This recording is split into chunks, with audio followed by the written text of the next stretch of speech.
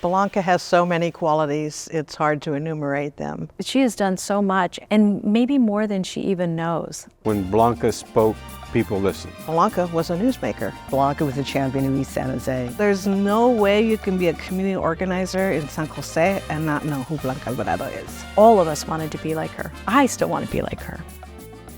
The Latino community has never been very active politically.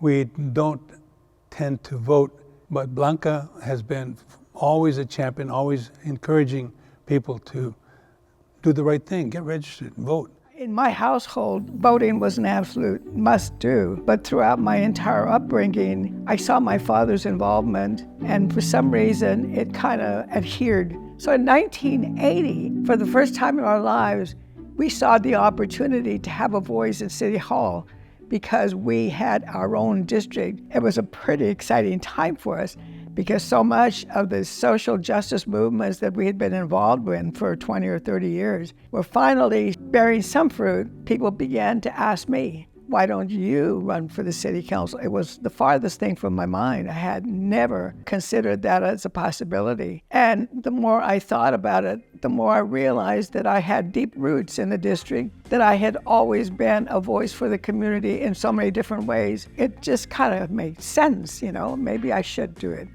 I did. She clearly was elected from her very own community. She later became part of a city council that was a majority women. And at that time, San Jose became known as the feminist capital of the world. When you're the first of anything, you have to be impeccable about everything. And she lived up to that standard because she recognized that she would be subject to criticism that other people wouldn't be.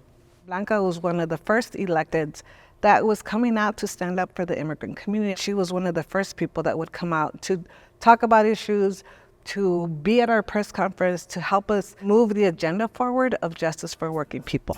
For a good reason, she's called La Madrina, because she's been here long enough, has been through enough battles with politics and so on, and she knows her community, she lives in it. So it is those things that make her such a valuable and valued representative of our people. She was a very happy warrior through all of this, and she remains that way. She was fighting against the status quo. She fought for services.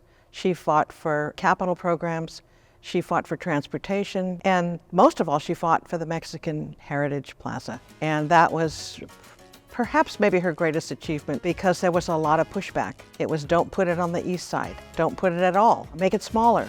Make the theater smaller. And to every one of those pushbacks, Blanca's answer was no. No, no, no. We had 2,500 people. Every single square foot in this facility was filled, and it was probably one of the most significant events in the history of East San Jose. It was the feeling of the whole plaza. It felt like we were claiming space. It felt as big as the pyramids. It felt like, whoa, look at us. And it was the recognition of what we deserve as a community, as a people. And this gave an opportunity to, in public space, say, this is what you deserve. I remember the day that it was open, Supervisor Alvarado leaned into the mic, and while she was celebrating the fact that this was opening, she talked about how much more needed to be done. What's next? What more can you do to make our community better? She will say that it was built by the community for the community, and that's true, but it's also true that without Blanca, there is no Mexican Heritage Plaza. It was a big deal because we accomplished something that we promised the community. When it opened, it fulfilled that dream. We knew that once we got this built, that it would be fully embraced by our community. And that's what's happened. The dream of having something that identified us as an ethnic community was really, really important. And that is the most important legacy that you can have for a lifetime, for many lifetimes. I'm just so happy, because the 25th anniversary represents a period of tremendous growth, a period of tremendous pride, tremendous joy. I'm glad to know that Jessica and her team are considering economic development in full force. along that strip. It should happen. I think the most important thing is that it is a place that unites people. That is what you have to focus on. Forget about buildings, because buildings are only as good as the people that inhabit them. I'm really proud of what has happened. I will always see the plaza as one of the greatest legacies that I could have been a part of, that I'm still a part of.